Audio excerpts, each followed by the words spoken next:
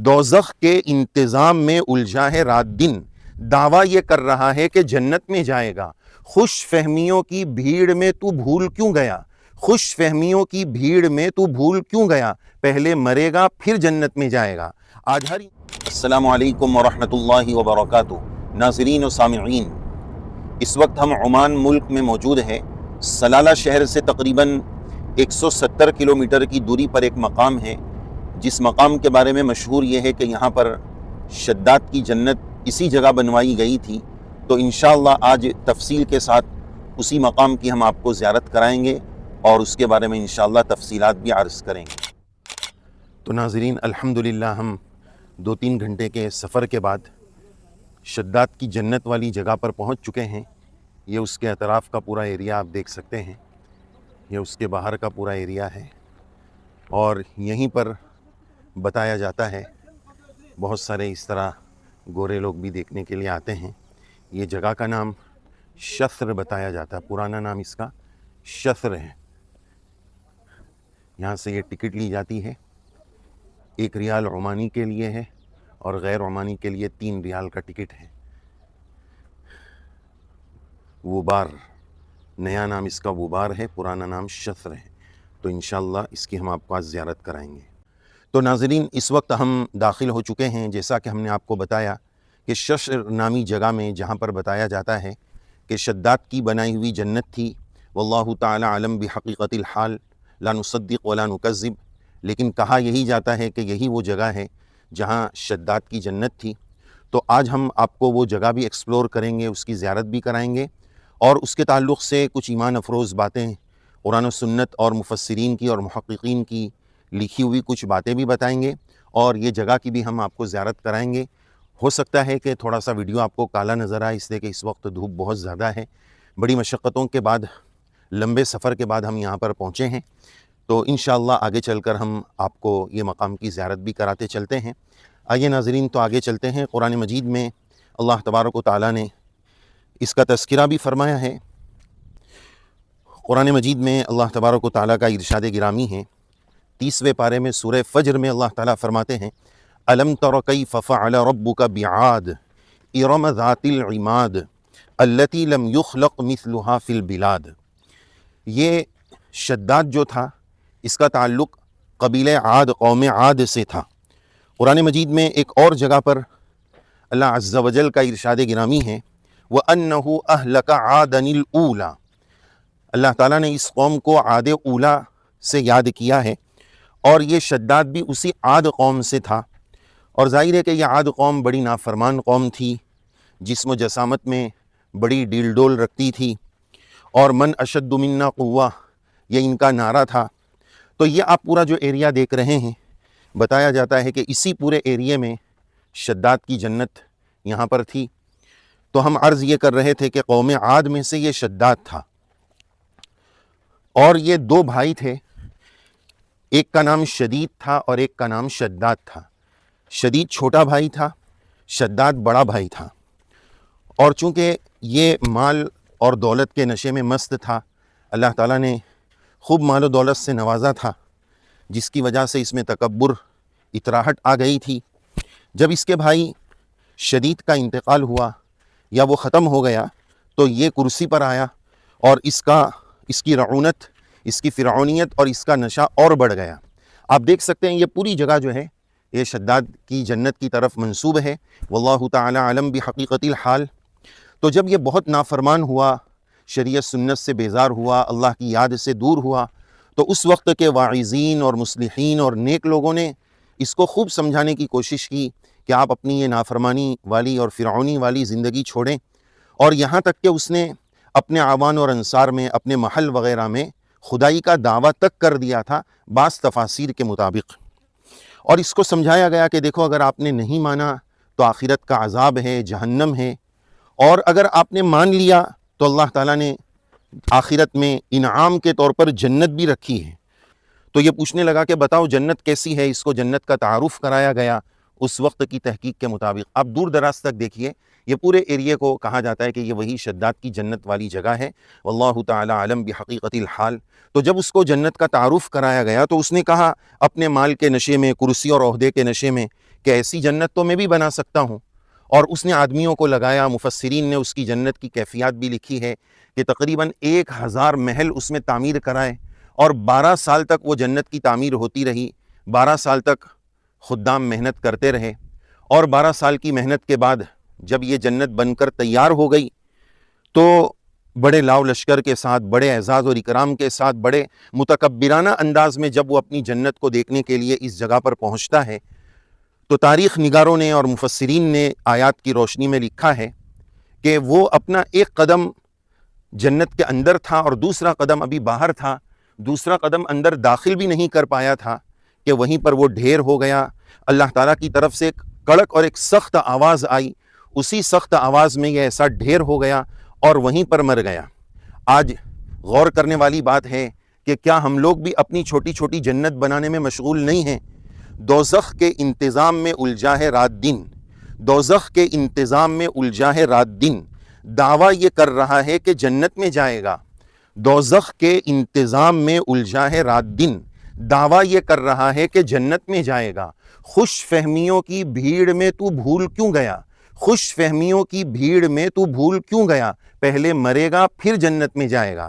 آج ہر انسان اپنی شداد والی جنت بنانے کی فکر میں لگا ہوا ہے۔ ضرورت ہے اس بات کی کہ ہم آخرت کی فکر میں لگیں، اپنے آپ کو آخرت کے اور قبر کے لیے تیار کریں، جنت کے حقدار بننے کی کوشش کریں۔ یہ دیکھیں، یہ جنت بنائی گئی تھی، یہ کھنڈرات دیکھیں، یہ ویران بستی دیکھیں جو کسی زمانے میں شداد کی جنت کہی جاتی تھی۔ آج اس کا کیا حال بنا ہوا ہے آپ دیکھ سکتے ہیں، کیسا کھنڈر میں یہ تبدیل ہو چکا ہے، آپ پورا اونچائی سے دیکھ سکتے ہیں۔ تو پیغام کیا ملا کہ یہ عبرت کی جا ہے، تماشا نہیں ہے، جگہ جی لگانے کی دنیا نہیں ہے، یہ عبرت کی جا ہے، تماشا نہیں ہے۔ آپ یہ پورا منظر دور دور تک دیکھیے۔ اور اس موقع پر ہمیں ایک اہم واقعہ یاد آ رہا ہے جو اس وقت ہمارے عزیز ساتھی یہاں پر موجود ہیں، ان کی موجودگی میں یہ بات عرض کر رہے ہیں کہ اللہ تبارک و تعالیٰ نے ایک موقع پر روح قبض کرنے والے فرشتے سے پوچھا کہ کیا کبھی تجھے کسی کی روح قبض کرنے میں رحم آیا، پریشانی ہوئی کہ اس کی روح قبض نہیں کرتے ہیں؟ ایسا کبھی ہوا؟ تو اس نے کہا یہ تو ہر وقت ہوتا ہے، لیکن آپ کے حکم کے آگے کون انکار کر سکتا ہے؟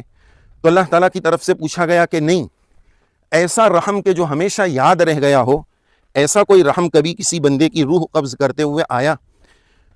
تو اس نے ایک عجیب واقعہ سنایا، ایک عجیب بات سنائی کہ یا اللہ ایک مرتبہ ایسا رحم آیا جو ہمیشہ یاد رہ گیا، اور اس نے بات یہ سنائی۔ دیکھیے آپ دور دور تک یہ محلات اور یہ کھنڈرات کیسے محلات رہے ہوں گے، اور آج دیکھیے تو ملک الموت نے، روح قبض کرنے والے فرشتے نے یہ کہانی سنائی کہ ایک مرتبہ کشتی میں بہت بڑا مجمع تھا، یا اللہ آپ کا حکم آیا کہ پوری کشتی کو غرق کر دو، ڈبا دو، اور سب کی جان ختم ہونی ہے، یہ آپ کا فیصلہ تھا۔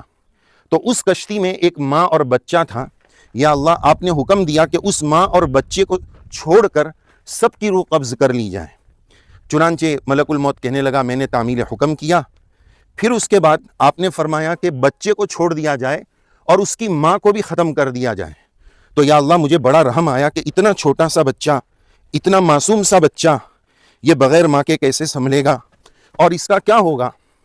تو اس وقت یا اللہ مجھے بڑا رحم آیا۔ تو یہ واقعہ جب ملک الموت نے سنایا تو اللہ تعالیٰ نے فرمایا، تفسیر میں لکھا ہے، کتابوں میں لکھا ہے کہ ملک الموت آپ جانتے ہو وہ بچہ کون تھا؟ پھر اللہ تعالیٰ نے پورا واقعہ عرض کیا ملک الموت کے سامنے کہ اس بچے کی ہم نے عجیب عام انداز سے ہٹ کر تربیت فرمائی، اپنی مخلوق کو اس کی خدمت میں لگا دیا، چرین پرین، یہاں تک کہ وہ حلال جانور جو دودھ دیتے ہیں ان جانوروں کو اس کے دودھ کے انتظام میں لگایا، اور اس کو ایسی ایسی سہولتیں ہم نے فراہم کی کہ کبھی وہ زندگی میں پریشان نہ ہو، اور اتنی ساری نعمتوں سے ہم نے اس کو نوازا کہ زندگی میں اس کو کبھی کانٹا بھی نہیں چبھا۔ لیکن یہ وہی لڑکا ہے۔ اب ناظرین توجہ فرمائیں، بہت اہم بات اب آ رہی ہے۔ اللہ تعالیٰ نے ملک الموت کے سامنے واضح فرمایا کہ یہ وہی لڑکا ہے جس کو دنیا شداد کے نام سے جانتی ہے۔ ہم نے اپنی سب نعمتیں اس کو عطا کی، بچپن سے وہ بے یار و مددگار تھا، ہماری نگرانی میں ہماری نعمتوں کہ بالکل ظاہری ہر انسان اللہ کی نعمتوں سے ہی بڑا ہوتا ہے، اسباب کے درجے میں شکلیں الگ الگ ہوتی ہیں، لیکن یہاں ایک دم عجیب و غریب محیر العقول شکل تھی، لیکن اللہ تعالیٰ فرماتے ہیں کہ یہی بچہ آگے جا کر شداد بنا، اللہ تعالیٰ کا نافرمان بنا۔ تو بہرحال ناظرین، بس اب ہم اجازت لیں گے۔ یہ جگہ ہم نے آپ کو تفصیل کے ساتھ اس کی زیارت کرائی، تھوڑا سا آپ اوپر سے منظر دیکھ لیجئے۔ اور خدا را یہاں پر بہت سارے لوگ بس اس کو ورلڈ ہیریٹیج کے طور پر مناتے ہیں، خوبصورتی کی جگہ اور یادگار کی جگہ سمجھتے ہیں۔ بالکل نہیں، یہ یادگار تازیان عبرت ہے، یہ عبرت کی جا ہے، جگہ جی لگانے کی دنیا نہیں ہے، یہ عبرت کی جا ہے، تماشا نہیں ہے۔ تو اس جگہ کو اسی زاویے سے دیکھنا ہے اور اللہ کے عذاب سے، اللہ تعالیٰ کی ناراضگی سے پناہ مانگنا ہے۔ اور شداد کو اللہ تعالیٰ نے جو نعمتیں عطا فرمائی تھی، ان نعمتوں کے بعد یہ جو حشر ہوا، اس وقت ہمیں ایک ہی دعا یاد آ رہی ہے مولانا، اللہم انا نعوذ بک من زوال نعمتک، اللہم انا نعوذ بک من زوال نعمتک وتحول عافیتک وفجاءت نقمتک وجمیع سخطک۔ یا اللہ، آپ کی نعمتیں مل جانے کے بعد نعمتوں کے چھین جانے سے ہماری حفاظت فرما، آپ کی عافیت سے محروم ہو جانے سے یا اللہ ہماری حفاظت فرما، اور آپ کی ناراضگی کی اچانک آ جانے سے یا اللہ ہم سب کی پوری حفاظت فرما۔ یا اللہ، آپ کی ہر قسم کی ناراضگی سے ہماری پوری حفاظت فرما۔ اس وقت ہمیں یہی دعا یاد آ رہی ہے۔ اللہ تعالیٰ یہ دعا ہمارے حق میں قبول فرمائیں، اللہ تعالیٰ ہمیں اپنے مخلص بندوں میں شامل فرمائیں، ہر طرح کی نافرمانیوں سے اللہ تعالیٰ اپنی ناراضگی سے ہم سب کی پوری حفاظت فرمائیں، آمین یا رب العالمین۔ تو ناظرین، یہ وہ پوری جگہ ہے، شداد کی جنت والی جگہ۔ اللہ ہی بہتر جانے اس کی حقیقت کیا ہے، جو ہم نے آپ کو تفصیل سے بتائی۔ ضرورت ہے اس بات کی کہ ہم آخرت والی جنت کی تیاری کریں، اس کی فکر کریں۔ جیسا کہ ہم نے اوپر عرض کیا کہ آج کا ہر انسان اپنی جنت بنانے میں لگا ہوا ہے۔ اگر اللہ تعالیٰ کی فرما برداری ہو، اللہ کے نبی صلی اللہ علیہ وسلم کی سنتوں کا اہتمام ہو، تو اللہ تعالیٰ کی ذات بڑی مہربان ہے، اپنے بندوں کو بڑی نوازنے والی ہے۔ پھر اللہ تعالیٰ دنیا ہی کو بندے کے لیے جنت بنا دیتے ہیں، جیسا کہ اللہ تعالیٰ نے قرآن مجید میں ارشاد فرمایا، وَلَوْلَا إِذْ دَخَلْتَ جَنَّتَكَ قُلْتَ مَا شَاءَ اللَّهُ لَا قُوَّةَ إِلَّا بِاللَّهِ۔ تو شریعت سنت پر چلیں گے، انشاءاللہ اللہ تعالیٰ دنیا ہی کو جنت بنائیں گے۔ لیکن اگر کوئی بندہ اللہ تعالیٰ کی نافرمانی پر اڑ جائے، اللہ سے مقابلے کے لیے ڈٹ جائے، تو پھر یاد رکھنا چاہیے کہ اللہ تعالیٰ اس کی دنیا ہی کو جہنم بنا دیتے ہیں۔ شاعر کہتا ہے، عدل و انصاف فقط حشر پر موقوف نہیں، عدل و انصاف فقط حشر پر موقوف نہیں، زندگی خود بھی گناہوں کی سزا دیتی ہے۔ پھر اللہ تعالیٰ دنیا ہی کو جہنم بنا دیتے ہیں۔ تو ضرورت اس بات کی ہے کہ ہم اللہ کو بھی مانیں اور اللہ کی بھی مانیں، شریعت سنت پر چلیں، اللہ کے نبی صلی اللہ علیہ وسلم کے طریقوں پر چلیں، اور آخرت کی جنت کی تیاری کریں، جس کا نسخہ اللہ تعالیٰ نے قرآن مجید میں بتایا، وَأَمَّا مَنْ خَافَ مَقَامَ رَبِّهِ وَنَهَى النَّفْسَ عَنِ الْهَوَىٰ فَإِنَّ الْجَنَّةَ هِيَ الْمَأْوَىٰ، کہ جو اپنے رب کے سامنے کھڑے ہونے سے ڈر گیا اور اپنے نفس کی مکاریوں اور خواہشات کو اس نے بے لگام ہونے نہیں دیا، اس سے رک گیا، تو جنت اس کا ٹھکانہ ہے۔ اللہ تعالیٰ سے دعا ہے اللہ تعالیٰ اس مقام کی عبرت ہمیں نصیب فرمائیں، اور اللہ تعالیٰ فکر آخرت ہمیں نصیب فرمائیں۔ یہ دکھانے کا منشا یہی ہے کہ دیکھو کیسے کھنڈرات ہے، خدائی کا دعویٰ کرنے والے، جنت کا دعویٰ کرنے والے آج کیسے نام و نشان تک ان کے مٹ گئے، اور ان کی جنتیں کیسے کھنڈرات میں بدل گئی ہے کہ جس کو جنت کہنا لفظ جنت کی اعلیٰ درجے کی توہین لگتی ہے۔ اس طرح کی یہ جگہ ہے۔ اللہ تعالیٰ ہمیں عبرت بھی نصیب فرمائیں، فکر آخرت نصیب فرمائیں، اور اس جگہ سے آپ نے کیا عبرت لی، اور آپ نے اس پوری تقریر سے، اس پوری گفتگو سے، اس پورے ویڈیو سے کیا سیکھا، کومنٹ باکس میں ضرور بتائیے گا۔ السلام علیکم ورحمۃ اللہ وبرکاتہ۔